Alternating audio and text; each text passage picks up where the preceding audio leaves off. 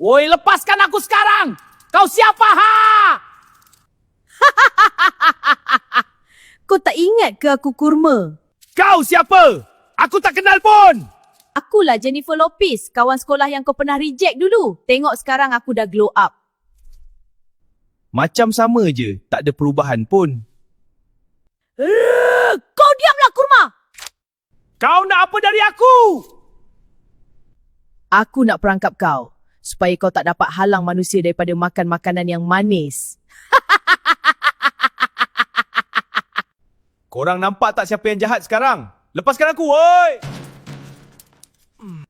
Kalau manusia makan aku, naik gula dalam darah diorang. Sebab aku mengandungi lebih dari 25 gram gula. Habislah diorang. Kau jangan buat macam ni! Aku sayang diorang! Kisah apa pula aku? Itulah siapa suruh reject aku.